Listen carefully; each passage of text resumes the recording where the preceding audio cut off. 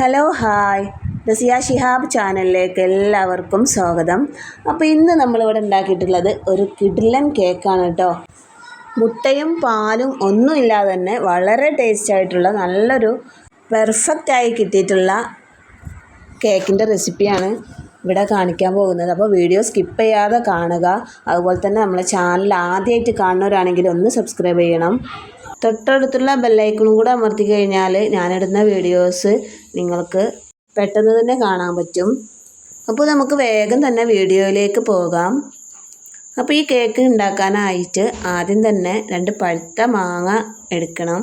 അപ്പോൾ ഞാൻ ഇവിടെ 2 പഴുത്ത മാങ്ങ എടുത്തിട്ടുണ്ട്. പുളിയൊന്നും ഇല്ലാത്ത മാങ്ങ ആയിരിക്കണം എടുക്കേണ്ടത്. അതുപോലെ നന്നായിട്ട് പഴുത്ത മാങ്ങ ആയിരിക്കണം. ഇനി മാങ്ങൻ്റെ തൊലി ഒന്ന് കളഞ്ഞു വരാം. അതിനുശേഷം ചെറിയ പീസാക്കിയിട്ട് ഇതുപോലെ ഒന്ന് കട്ട് ചെയ്തെടുക്കാം. ഇനി നമുക്കൊരു മിക്സിൻ്റെ ജാർ എടുക്കാം. മിക്സിൻ്റെ ജാറിൽ വെള്ളത്തിൻ്റെ അംശമൊന്നും ഉണ്ടാവാൻ പാടില്ല. വെള്ളം ഉണ്ടെങ്കിൽ അതൊക്കെ നന്നായിട്ടൊന്ന് തുടച്ചതിന് ശേഷം നമ്മൾ ഈ കഷ്ണങ്ങൾ ഇതിലേക്ക് ഇട്ടുകൊടുക്കാം. അപ്പോൾ ഞാൻ ജാറിലേക്ക് ഇത് മുഴുവനായിട്ട് ഇട്ടുകൊടുത്തിട്ടുണ്ട്. ഇനി ഇതിലേക്ക് ആവശ്യമുള്ളത് 1 കപ്പ് പഞ്ചസാര ആണ് എടുത്തിട്ടുള്ളത്. ഈ ഒരു കപ്പിന് 1 കപ്പ് പഞ്ചസാര എടുത്തിട്ടുള്ളത്. അതേ കപ്പിൽ തന്നെ ഇനി നമുക്ക് കുറച്ച് ഓയിൽ ഒഴിച്ചു കൊടുക്കാം. അപ്പോൾ ഞാനിവിടെ സൺഫ്ലവർ ഓയിലാണ് ഒഴിച്ചു കൊടുത്തിട്ടുള്ളത്. നിങ്ങൾക്ക് ഓയിലാണെങ്കിൽ ഒഴിച്ചു കൊടുക്കാം. വെളിച്ചെണ്ണ ഒഴിക്കരുത്. സൺഫ്ലവർ ഓയിലോ ചേർത്ത് കൊടുക്കാം. അതിനുശേഷം ഇത് നന്നായിട്ടൊന്ന് അടച്ചെടുക്കാം. അപ്പോൾ ഞാൻ ഇതാ ഇവിടെ നല്ല രീതിയിലൊന്ന് അടിച്ചെടുത്തിട്ടുണ്ട്. ഇനി നമുക്കൊരു പാത്രം എടുക്കാം. അതിലേക്ക് ഇതുപോലെ ഒരു തരിപ്പ വെച്ചെടുക്കാം. അതിനുശേഷം നമ്മൾ ആദ്യം അളന്ന് വെച്ചിട്ടുള്ള ഒരു പാത്രം ഉണ്ടല്ലോ, ആ ഒരു പാത്രത്തിൽ തന്നെ 1 കപ്പ് മൈദ എടുത്തിട്ടുണ്ട്. ഇനി ഇതിൻ്റെ കൂടെ തന്നെ ഒരു 1/2 ടീസ്പൂൺ അപ്പക്കാരം ചേർത്ത് കൊടുത്തിട്ടുണ്ട്. അതുപോലെ തന്നെ ഒരു 1/2 ടീസ്പൂൺ ഉപ്പും ഇതിലേക്ക് ചേർത്ത് കൊടുക്കാം. അപ്പോൾ ഇത് മധുരം ഉള്ളൊരു കേക്കാണ്, അതിലൊരു ബാലൻസ് ചെയ്യാൻ വേണ്ടിയിട്ടാണ് കേട്ടോ. അപ്പോൾ കുറച്ചെന്നെ ചേർത്ത് കൊടുക്കാം. ഇനി ഇത് നന്നായിട്ടൊന്ന് തരിച്ചെടുക്കാം. മൈദ ഞാനിപ്പോൾ ഇവിടെ നന്നായിട്ടൊന്ന് തരിച്ചെടുത്തിട്ടുണ്ട്. ഇപ്പോൾ കട്ടകളൊക്കെ ഉണ്ടാവും, അതൊക്കെ ഒന്ന് ഒഴിവാക്കാം. ഇനി ഇതിലേക്ക് നമ്മൾ നേരത്തെ അടിച്ചു വെച്ചിട്ടുള്ള മാങ്ങൻ്റെ ഒരു പേസ്റ്റ് ഉണ്ടല്ലോ, അത് നമുക്കിതിലേക്ക് ചേർത്ത് കൊടുക്കാം. അത് കുറേശ്ശെ ചേർത്ത് കൊടുക്കണം. അപ്പോൾ അതിനെന്താ കുറച്ച് പകുതിയോളം ഞാനിതിലേക്ക് ചേർത്ത് കൊടുത്തിട്ടുണ്ട്. ഇനി ഇതൊരു വിസ്ക് ഉപയോഗിച്ച് നന്നായിട്ടൊന്ന് മിക്സ് ചെയ്ത് കൊടുക്കാം. നന്നായിട്ട് തന്നെ ഒരു മിക്സ് ചെയ്ത് കൊടുക്കണം കേട്ടോ.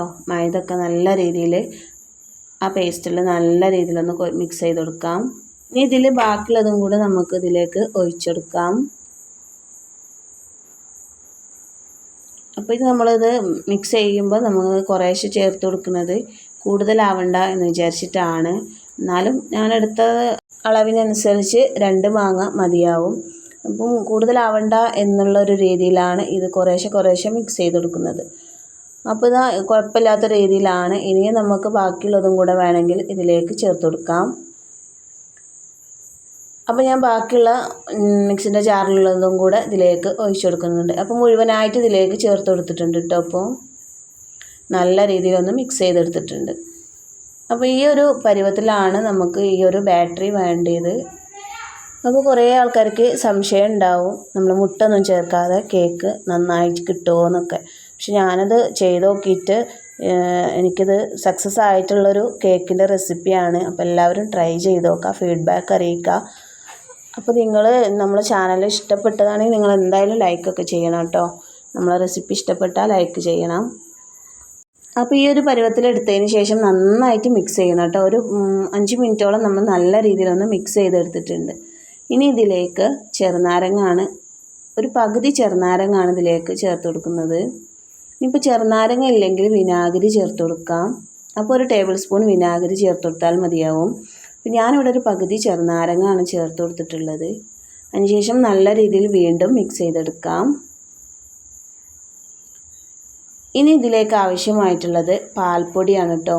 അപ്പോൾ ഒരു 2 ടേബിൾ സ്പൂൺ പാൽപ്പൊടി ഇതിലേക്ക് ചേർത്ത് കൊടുക്കണം. അപ്പോൾ ഞാനിവിടെ പാൽപ്പൊടി 2 ടേബിൾ സ്പൂൺ ചേർത്ത് കൊടുത്തിട്ടുണ്ട്. ഇനി ഇത് വീണ്ടും നല്ല രീതിയിലൊന്ന് മിക്സ് ചെയ്തെടുക്കാം. നന്നായിട്ട് മിക്സ് ചെയ്തെടുക്കണം. നമ്മളെ ബാറ്ററി നല്ലൊരു തിക്കായിട്ടുള്ളൊരു ഇതാണ് കിട്ടിയിട്ടുള്ളത്. അപ്പോൾ ഇതുപോലെ തന്നെ നിങ്ങൾ ചെയ്തെടുക്കണം, എങ്കിലേ കേക്ക് നല്ല അടിപൊളിയായിട്ട് കിട്ടുള്ളൂ കേട്ടോ. പിന്നെ ഈ കേക്കിൻ്റെ ഒരു രുചി എന്ന് പറയാൻ നല്ലൊരു ടേസ്റ്റാണ്. നല്ലൊരു എന്താ പറയുക, ഒരു പാൽ കേക്കിൻ്റെ ഒക്കെ ഒരു ടേസ്റ്റ് ഈ കേക്കിനുണ്ട്. നല്ലൊരു ടേസ്റ്റാണ്. എല്ലാവരും ട്രൈ ചെയ്ത് നോക്കണം. അപ്പോൾ ഇതാ ഞാനിവിടെ റെഡിയാക്കി എടുത്തിട്ടുണ്ട്. പിന്നെ ഇത് മാങ്ങൻ്റെ സീസൺ ആണല്ലോ, അപ്പോൾ എല്ലാവരും ഇതുപോലെ ഒന്ന് ട്രൈ ചെയ്ത് നോക്കാം കേട്ടോ. ഇനി ഇതിലേക്ക് 1 ടീസ്പൂൺ വാനില എസൻസ് ഒഴിച്ചു കൊടുത്തിട്ടുണ്ട്.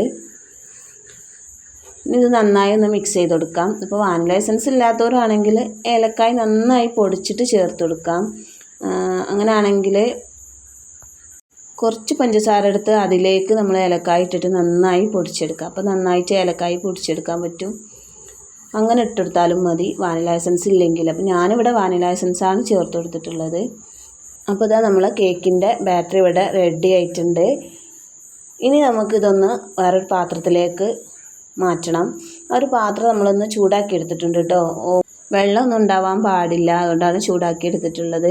ഇനി ഇതിലേക്ക് ഇതാ എല്ലാ ഭാഗത്തും തന്നെ ഓയിലൊന്ന് സ്പ്രെഡ് ചെയ്ത് കൊടുക്കാം. നെയ്യാണെങ്കിൽ നെയ്യ് സ്പ്രെഡ് ചെയ്ത് കൊടുക്കാം. അപ്പോൾ ഞാൻ ഇവിടെ ഓയിലാണ് സ്പ്രെഡ് ചെയ്ത് കൊടുത്തിട്ടുള്ളത്. അതുപോലെ തന്നെ ഈ പാത്രത്തിൻ്റെ സൈഡ് ഭാഗത്ത് നമ്മൾ കേക്കൊക്കെ ചെറുതായിട്ട് ഇങ്ങനെ പൊങ്ങി വരില്ലേ, ആ ഒരു ഭാഗം വരെ നമ്മൾ ഓയിൽ സ്പ്രെഡ് ചെയ്ത് കൊടുക്കണം. ഇനി ഇതിലേക്ക് ഞാൻ കുറച്ച് മൈദ പൊടി ഇട്ട് കൊടുക്കുന്നുണ്ട് കേട്ടോ. മൈദൻ്റെ, അതായത് ഇത് കേക്കൊന്നും ഒട്ടിപ്പിടിക്കാതിരിക്കാൻ വേണ്ടിയിട്ടാണ് ഇത് ചെയ്ത് കൊടുക്കുന്നത്. ഇനി ബട്ടർ പേപ്പർ ഉള്ളവരാണെങ്കിൽ ഒന്ന് ബട്ടർ പേപ്പർ ജസ്റ്റ് ഒന്ന് ഇട്ട് കൊടുത്താൽ മതിയാവും. അപ്പം ഞാനിങ്ങനെ ചെറുതായിട്ടൊന്ന് പൊടിയാണ് ഇട്ട് കൊടുത്തിട്ടുള്ളത്, മൈദപ്പൊടിയാണ്. അതിനുശേഷം നമ്മൾ ബാറ്ററി ഇതിലേക്ക് ഒഴിച്ചെടുക്കുന്നുണ്ട്. ഈ ഒരു തിക്നെസ് ആയിരിക്കണം കേട്ടോ. അപ്പോൾ എല്ലാവരും കാണുന്നുണ്ടാവും. അപ്പോൾ ഇതുപോലെ തന്നെ ചെയ്തെടുക്കണം. അപ്പം ഞാനിതാ മുഴുവനായിട്ട് ഇതിലേക്ക് ഇട്ടെടുത്തിട്ടുണ്ട്.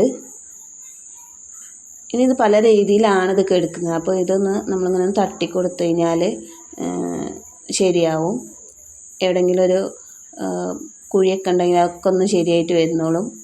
അപ്പോൾ ഇതുപോലൊന്ന് അങ്ങോട്ടും ഇങ്ങോട്ടൊക്കെ ഒന്ന് തട്ടിക്കൊടുത്ത് ശരിയാക്കിയതിന് ശേഷം നമുക്കിതൊന്ന് ഗ്യാസിൽ വെക്കാം. ഇപ്പോൾ ഗ്യാസിൽ വെച്ച് കഴിഞ്ഞാൽ ചെറിയ തീയിലായിരിക്കണം കേട്ടോ വേവിച്ചെടുക്കുന്നത്.